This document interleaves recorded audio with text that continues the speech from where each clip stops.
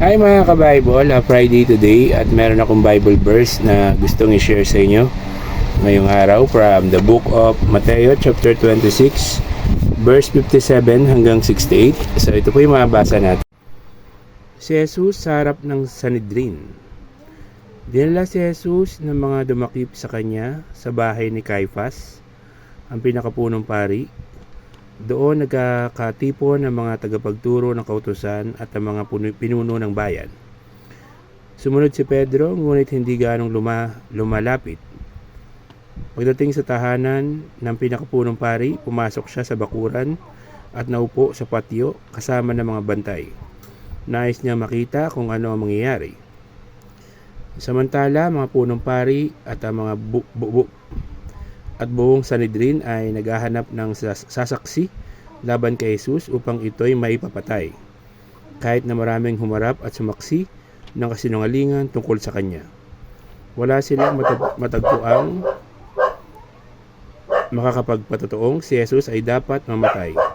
Sa wakas, may dalawang humarap at nagsabi, sinabi ng taong ito na kaya daw niyang gibain ang templo ng Diyos at muli itong itayo sa loob ng 3 araw. Tumayo ang pinakapunong pari at sinabi kay Jesus, wala ka bang isasagot sa paratang ito laban sa iyo? Ngunit hindi umimik si Jesus, kaya't sinabi sa kanya ng pinakapunong pari, iniutos ko sa iyo sa ngalan ng Diyos na buhay, sabihin mo sa amin kung ikaw nga ang Kristo, ang anak ng Diyos. Sumagot si Jesus, kayo na ang nagsabi, at sinabi ko pa sa inyo, di na magtatagal at makikita ninyo ang anak ng tao na nakaupo sa kanan na makapangyarihan Diyos, at dumarating na nasa alapaap. Pagkarinig nito, pinunit ng pinakapunong pari ang kanyang damit at sinabi, nilapastangan niya ang Diyos. Hindi na natin kailangan ng mga saksi. Narinig ninyo ngayon ang kanyang paglapastangan sa Diyos. Ano ang pasya?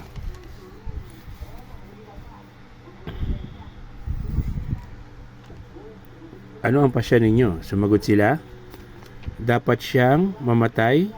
Dinuroan nila si Jesus sa muka at pinagsusuntok. Pinagsasampal naman siya ng iba at kinutya. Hoy Kristo, hulaan mo nga kung sino ang sumampal sa iyo. So yun po yung mensahe sa atin ngayong araw ng Mateo chapter 26 verse 37 verse 57 hanggang 68. Sana po is nagustuhan nyo ang Bible verse na binasa ko ngayong araw, at kung nagustuhan nyo, please follow, like, and share the videos, at subscribe din kayo sa aking YouTube channel. So keep safe, God bless, always remember, Jesus loves you. Bye bye. Hi mga ka-Bible, Friday today at meron akong Bible verse na gustong i-share sa inyo ngayong araw from the book of Mateo chapter 9 verse 33 hanggang 37. So, Marcos chapter 9 verse 33 hanggang 37. So ito po yung mabasa natin. Ang pinakadakila. Dumating sila sa Capernaum nang sila'y nasa bahay na. Tinanong ni Jesus ang kanyang mga alagad, ano ang pinagtatalunan ninyo sa daan? Hindi sila makasagot sapagkat ang pinagtatalunan nila ay kung sino sa kanila ang pinakadakila.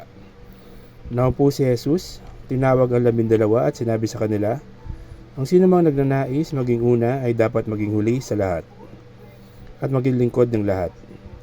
Tinawag niya ang isang maliit na bata at pinatayo sa harapan nila.